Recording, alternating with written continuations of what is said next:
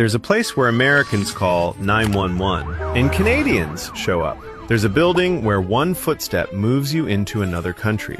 But wait till you see how one wrong line created the craziest geography glitch on Earth. This is not a logical border at all. It's a mistake that became reality. So here's why the US-Canada border is so weird. The United States-Canada border stretches 5,525 miles. That's longer than the distance from Los Angeles to Tokyo and back. And here's the strange part. No military zones, no soldiers guarding it, nothing. Anywhere else on Earth, a border this long would be a war zone.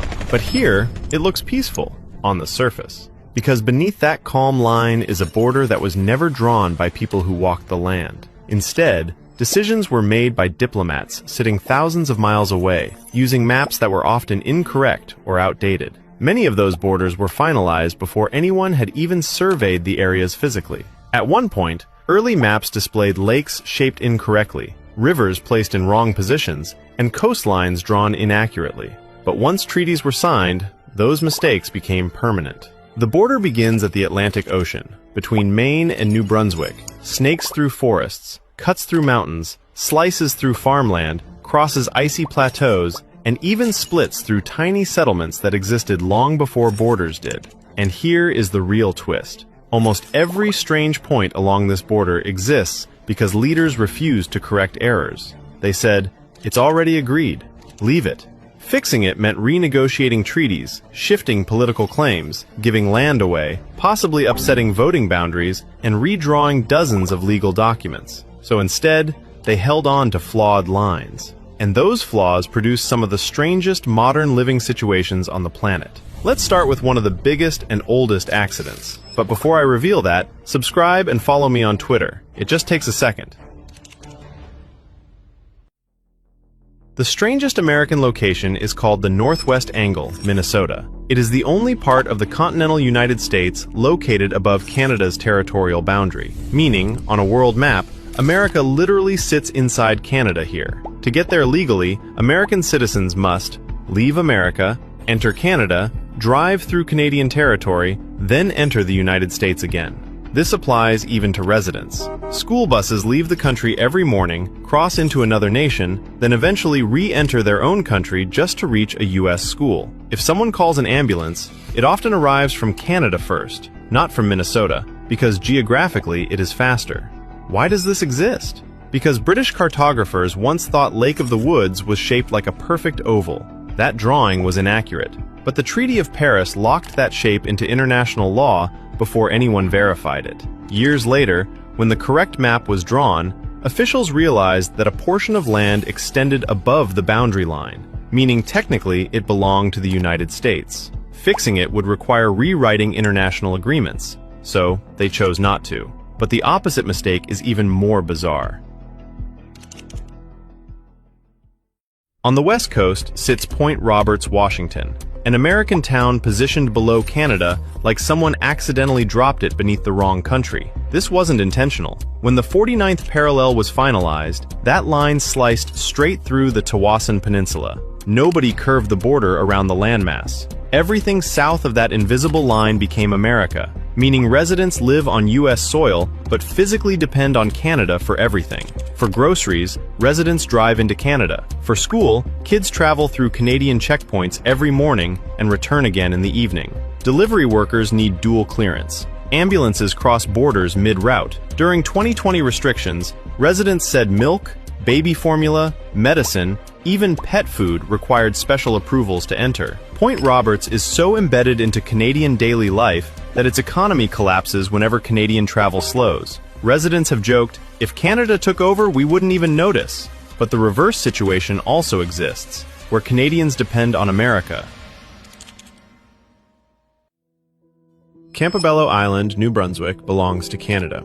But the only permanent road access to it connects through Maine, not through mainland Canada, meaning every family on that island passes through US territory more often than parts of their own country. The seasonal ferry connecting to Canada shuts down during storms and becomes unusable when ice forms. Emergency helicopters often land in U.S. territory first, then coordinate care back into Canada. Canadian residents regularly buy food, medicine, and hardware from U.S. businesses because travel to mainland Canada is slower, harder, and often impossible in winter. Phone providers route signals from American towers. Cars drive on U.S. highways more often than Canadian ones. Some children attend schools using American bus routes before transferring back. Petitions for a direct bridge onto mainland New Brunswick have existed for decades, over 40 years, with multiple engineering proposals. Yet no government moved forward. Cost, environmental issues, and politics stalled the project indefinitely. So Canada's citizens continue living a lifestyle shaped by U.S. infrastructure.